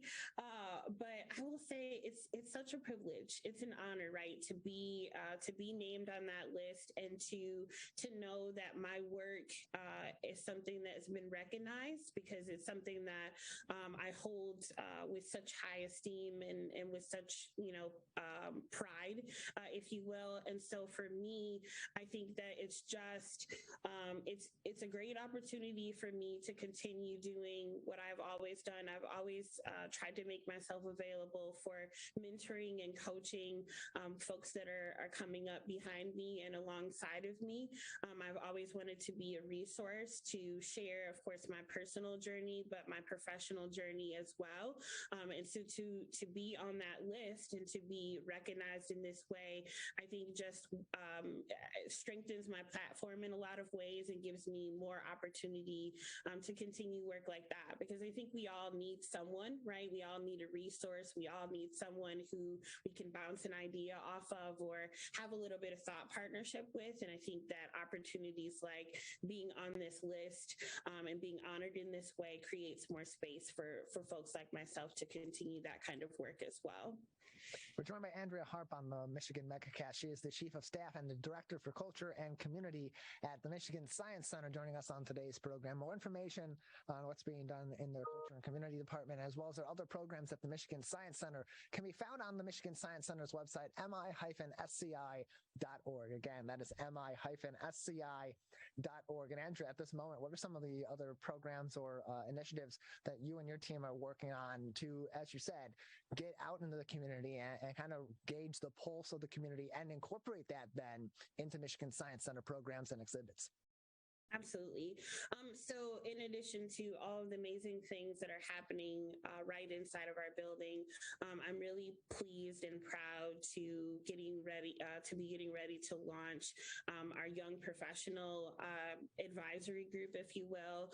It's one of those opportunities where we can connect with younger professionals that are from Detroit or working in the Metro Detroit area as a way to connect to them in and find out, how the Science Center may have impacted them, and how they can continue to support us. And so we are looking at industry professionals from several fields, and we're really excited to be launching that opportunity as, again, yet another bridge between the work that we do and what's happening outside of our four walls, if you will.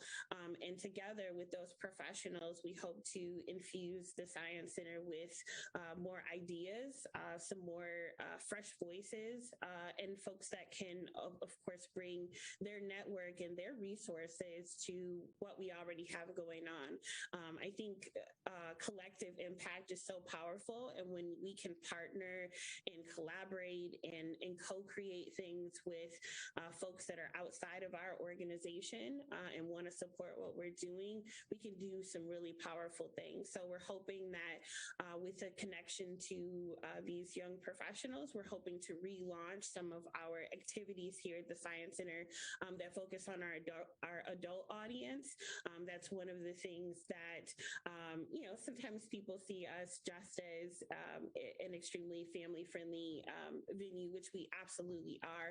But we want to make sure that everyone sees us as a resource, and that people know that we are putting everyone at the center of science, regardless of their age. And so we're excited to launch that project and hopefully getting those folks in our building soon and hearing some of their amazing ideas and, of course, putting them to work. Andrea, we appreciate your time. Thank you for being with us today. Before we let you go, got another minute or so before we'll have to say goodbye. Anything else we haven't talked about today, or anything else that you'd like to say or mention that's coming up at the Michigan Science Center? I want to wrap up by just saying that if you haven't heard, we have our Popnology traveling exhibit, which is still here until, I believe, August 11th of next month. And so we are just inviting everybody to come out and see it. You can, of course, get information on our website, but that exhibit is fantastic. It's so cool. If you love movies and are really into sci-fi, and even if you're not, I think there's something for everyone. Everything from the VR experience to seeing the replica of the DeLorean, which is absolutely my favorite part. I think you got to come down and check it out before it travels to the next site. So other than that, we're excited to welcome anybody who wants to come in our space and check out what we have going on. Andrea, thank you very much. Appreciate your time. Thank you so much. I appreciate the invitation. We're going to take a break on the Michigan Megacast. When we come back, we'll be joined by one of over 300 charities and nonprofits supported on the Share Detroit platform. This is the Michigan Megacast. Now that the vaccine is available for children 5 and up, why do you recommend it? Kids are part of the community and they can spread COVID. We're seeing both healthy children getting sick from the virus as well as children with underlying health conditions. They can easily bring the virus home to other people that are vulnerable and make them sick as well. This vaccine can change that and keep children safe. It's essential that your children get vaccinated to protect them, to protect your families, and to protect those in the community around you. Can I ask you a question? Why do you want to get the COVID-19 vaccine? I don't like getting sick. The virus will die. It will be easy to not catch it. Keep my family safe and keep playing soccer because I love being vaccinated. What's your hope for everyone? I hope everybody gets the vaccine to keep safe and strong. Be like happy, having fun everywhere. Everyone stay safe and hope you get the vaccine. Let's relish these moments, made possible by the COVID-19 vaccine.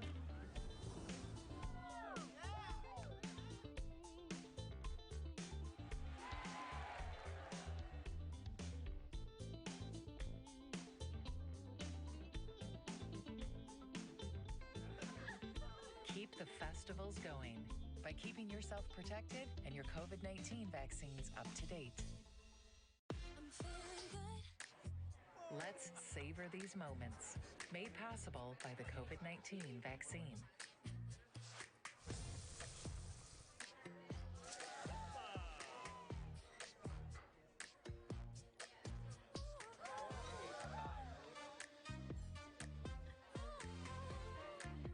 Keep the dining out going by keeping yourself protected and your COVID-19 vaccines up to date. Wondering what to say to someone who's been sexually assaulted or abused?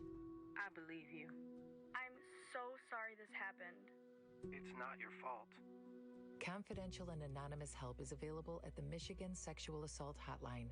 Connect with us 24/7. Call 855-VOICES-4 or text 1-866-238-1454 for help. Learn more at michigan.gov/voices4. Now that the vaccine is available for children 5 and up, why do you recommend it? Kids are part of the community and they can spread COVID.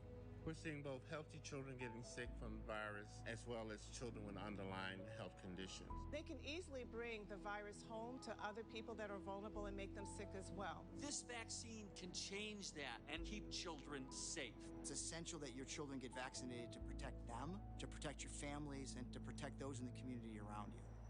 Can I ask you a question? Why do you want to get the COVID-19 vaccine? I don't like getting sick. The virus will die. It will be easy to not catch it. Keep my family safe and keep playing soccer because I love being vaccinated. What's your hope for everyone? I hope everybody gets the vaccine to keep safe and strong.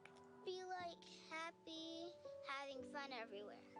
Everyone stay safe and hope you get the vaccine. Let's relish these moments, made possible by the COVID-19 vaccine.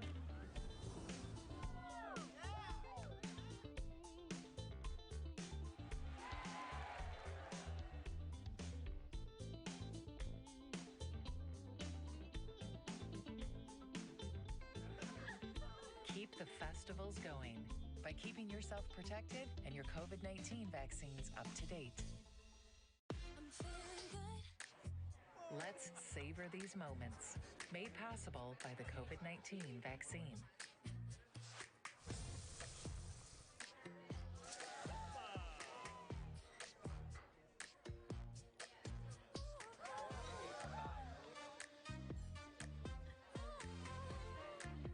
Keep the dining out going by keeping yourself protected and your COVID-19 vaccines up to date. Wondering what to say to someone who's been sexually assaulted or abused? I believe you. I'm so sorry this happened. It's not your fault. Confidential and anonymous help is available at the Michigan Sexual Assault Hotline. Connect with us 24/7. Call 855-VOICES-4 or text 1-866-238-1454 for help. Learn more at michigan.gov/voices4. Now that the vaccine is available for children 5 and up, why do you recommend it? Kids are part of the community and they can spread COVID. We're seeing both healthy children getting sick from the virus as well as children with underlying health conditions. They can easily bring the virus home to other people that are vulnerable and make them sick as well. This vaccine can change that and keep children safe. It's essential that your children get vaccinated to protect them, to protect your families, and to protect those in the community around you. Can I ask you a question? Why do you want to get the COVID-19 vaccine? I don't like getting sick. The virus will die. It will be easy to not catch it. Keep my family safe and keep playing soccer because I love being vaccinated. What's your hope for everyone? I hope everybody gets the vaccine to keep safe and strong. Be like happy, having fun everywhere. Everyone stay safe and hope you get the vaccine. Let's relish these moments, made possible by the COVID-19 vaccine.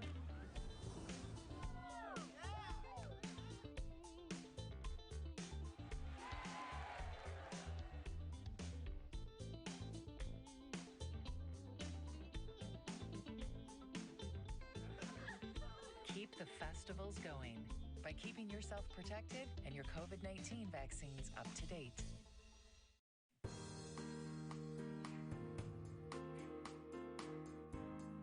Welcome back back to the Michigan Megacast, our live daily 1-hour show about all things Michigan. I'm Tyler Kieft. Learn more about the program by visiting civiccentertv.com and clicking on our Megacast link, where you'll find more information on our entire network of stations, including My Michigan TV. Joining us now on the program is Chad Ozias from the Care House of Oakland County and Ramana Roberson, the Executive Director of Child's Hope, the Child Abuse Council for Wayne County, one of over 300 nonprofits and charities supported on the Shared Detroit platform. Thank you both for being with us today. Thank you. Appreciate having you on. So, Ramana, let's start with you. Tell us about the history and the mission of Child's Hope and who it serves in the Lower Michigan. Sure, absolutely. So I can't talk about Child's Hope without first mentioning Children's Trust Michigan. Children's Trust Michigan was funded in the early 80s to establish councils around all 83 counties there are in the state of Michigan. And Child's Hope is the council that they selected for the outer Wayne County area. We are one of 71 councils now in the state, and our mission is to prevent child abuse and neglect through partnerships, through resources, through trainings, and things of that nature. This is now our 37th year serving the outer Wayne County area, and it's been an awesome job. Child's Hope loves that we serve all children, any child under the age of 18 we serve.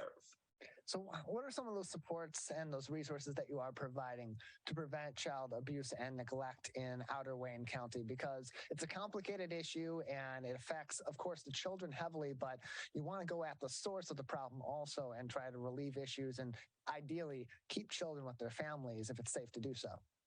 Absolutely. So everything that we do is about, we're bringing awareness, but it's about prevention.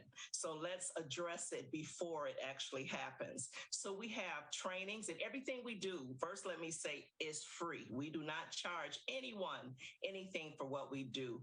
And we have our Talk, Protect, Report training that's open to the community. We'll come to you. We can do it virtually. And that, again, gives you kind of a general idea of just what to notice. What do you see? How do you know the signs of child abuse and neglect? And also, we have our Darkness to Light Stewards of Children training that is a focus on sexual abuse prevention. We also have our Talk With Me mentorship program that serves preschoolers. It's funded through the PNC Foundation, and we go into schools and we mentor children during the school year. So we also partner with organizations as far as our Safe Sleep is concerned, Mandated Reporter, you name it. We do a lot towards prevention. Also joining us on this edition of the Michigan Megacast is Chad Ozias from a Care House of Oakland County. And Chad, how does your organization then support organizations like Child Hope in order to prevent these issues in Oakland County, but also in neighboring areas? So Care House, we are the Child Advocacy Center for all of Oakland County. So we have a program similar to Child's Hope here for in Oakland County for our prevention work. We also do intervention and treatment services for child abuse cases here in Oakland County. So we work directly with law enforcement and child protective services when there are any allegations of child any jurisdiction here in Oakland County. Kids get to come to Care House and be interviewed by a social worker instead of going to the police station and being interviewed by a police officer. So everything that we do is very child-centered and child-friendly in a way that we are trying to minimize the amount of additional trauma that child is going to have to endure by having to talk about what happened to them. And we want that to hopefully they only have to talk about it that one time when they come here. So, Ramana, your organization serves outer Wayne County. Chad, yours serves Oakland County primarily. How important is it to have that crossover between these two organizations, being that these counties and especially outer Wayne County, immediately neighboring outer Oakland County, are right there next to each other, and there is so much crossover between the two? Let's begin with you, Ramana. Yeah, it's huge about the crossover because just because I may live in Oakland County, I may work in Wayne County. You know, I think about those, especially that works with children, whether they're in the school. You know, you're concerned about your own children. So what's happening in Oakland County matters, but also those that I'm serving in my everyday career, those things matter as well. So we're constantly keeping communication with each other because we consider ourselves a regional kind of council. We have to work together in order to serve everyone. Chad, same with you. If you can add to that, how important it is to have that cross-county, cross-organization support in addressing this issue that is complicated and affects families and affects children all throughout southeastern Michigan, all around the state. Well, I think it's important for us for everyone to know some statistics. So we know that 1 in 10 kids will be abused before they reach the age of 18. So in Oakland County alone, that's 27,000 kids. So when you add in Outer Wayne County, we're probably in well over 50,000. Yeah. And the work that Child's Hope is doing is to educate the community to prevent that abuse from happening in the first place, providing those resources to parents and caregivers and mandated reporters and all the people that are in the lives of kids that can be a part of helping to protect them, no matter where they live. So we want to make sure that we are providing those resources, that information, that education to both the caregivers and parents and kids themselves on ways that they can be a part of keeping themselves safe, so that we can hopefully cut that number in half or continually do our best to put ourselves out of business. Child's Hope, the Child Abuse Prevention Council for Outer Wayne County, in partnership with the Care House of Oakland County, both providing services very similar to one another in order to prevent child abuse and neglect in our local areas and in certain regions in southeastern Michigan. There are organizations like this all across the state, and that collaboration is incredibly important. You can find more information and resources from Child's Hope by visiting their website at childshope.org. That's childshope.org, or by visiting sharedetroit.org, where there are a number of charities and nonprofits in addition to Child's Hope, over 300 of them that you can support in the metropolitan Detroit area. That includes Wayne, Oakland, Macomb, Washtenaw counties, all different areas in southeastern Michigan. 300 plus charities and nonprofits online at sharedetroit.org. We're joined by Ramana Roberson, the executive director of Child's Hope, as well as Chad Ozias from Care House of Oakland County on the Michigan Megacast. You have a big event coming up, Ramana. It's the Children's Summit. It's coming up this fall. Tell us about the event and what that goes to support in terms of your organization's services. Yes. So just living, you see that mental health is huge and it's so necessary. And every 2 years, Child's Hope has a Children's Summit. And this particular year, we're focusing on social emotional health.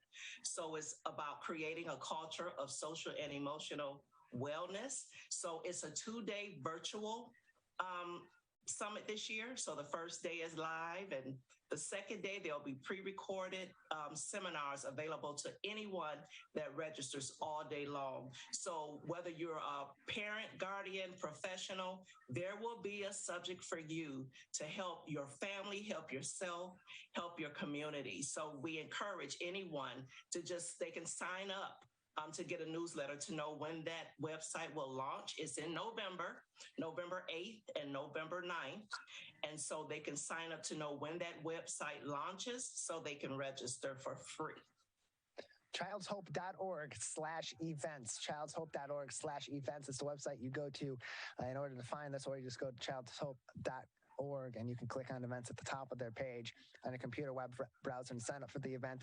Virtual Summit is Tuesday, November 8th, streaming live 9 a.m. until 11 a.m. There's also a continuation of the summit on Wednesday, November 9th. Recorded sessions will be available all day, and those resources will be provided by Child's Hope as well. Again, to get involved and join, as Ramana said, for free, and keep up to date on when you can register, childshope.org/events. childshope.org/events. At this time, I'll start with you, Chad, in terms of the Care House of Oakland County. What are some of the critical ways that people in the community in Oakland County and surrounding areas, or anybody that's listening or watching the Megacast, can help your organization provide the critical services that it does in Oakland County? And so, we always say that we receive gifts of time, talent, and treasure from our community, whether it's volunteers in the number of different capacities that we have support from our volunteers, support financially through individual giving, event sponsorship, and those types of things. And then also giving your talent for, things that information that you can share, provide to our kids, educational literacy, different things like that. Opportunities for people in the community to volunteer in their specific roles. So we have our CASA program, which is the court-appointed special advocates. And these are adults that are paired up with kids in the foster care system due to abuse and neglect situations. And we have a lot of CASAs that come from all different areas of education and socioeconomic background. We do have some that have a legal background, which is helpful, but it's definitely not necessary. And we really could not do the work that we do. Like Ramana said earlier, we offer all of our services as well at no cost to any of the kids or the families that utilize them. So it really is through the support of our community that we're able to continue to do the work that we do and continue to add programs and services to help our other kids that need us the most. And Ramana, for Child's Hope, for those that would like to help in outer Wayne County, what are some of the critical ways that people in the community in your local area, as well as surrounding areas, can help Child's Hope at this time? Absolutely. So first, let me say that it's every adult's business to be concerned about our children's well-being. So you can get involved in so many different ways. And the best way I can tell you to know what's going on and to sign up to get involved, whether you're volunteering, whether you're joining a committee, helping with a fundraiser or anything of that nature, is to visit Share Detroit. Share Detroit, we keep an updated page that tells you what's going on and the needs that we have, whether it's just making a donation or, again, volunteering your time. All of it is well appreciated. Our children need us. Ramana, Chad, just another minute or so before we'll let you go. We'll start with you, Ramana. Anything else we haven't discussed today that would be important for our audience to consider about Child's Hope at this time? Absolutely. So please, we ask you to just share the word that Child's Hope is here, and we are all about making our communities aware that child abuse and neglect can be prevented. It doesn't have to happen. You just need to educate yourself and learn the signs. It's all of our responsibility. It's not a hard task. We're here to support one another. There's so many different things that you can do. So please, take the time to say, I'm going to commit to helping a child in our outer Wayne County area. Chad, same to you. Anything else? We got about 45 seconds. Yes, I would submit that it's really, sharing about our work in the community, learning more about what we do. We're located just north of St. Joe's on Woodward here in Pontiac. The second Tuesday of every month at noon, which is in about 6 minutes here, we have an hour-long tour that we don't have any clients here in the building, and we're able to bring people around to hear directly from all the different professionals that do the great work that we do here at Care House, and learn about the different ways that you can get involved and help with us with our vision of impacting the safety of every kid in Oakland County. So you can find information on our website, which is carehouse.org. And also feel free to reach out directly to me via an email. And all my information is on our website as well. So look forward to meeting some of the viewers hopefully soon. Chad, Ramana, thank you very much for being with us. I appreciate it. Thank you. ShareDetroit.org is the place to go for more information on Child's Hope. You can also go to their website directly at childshope.org.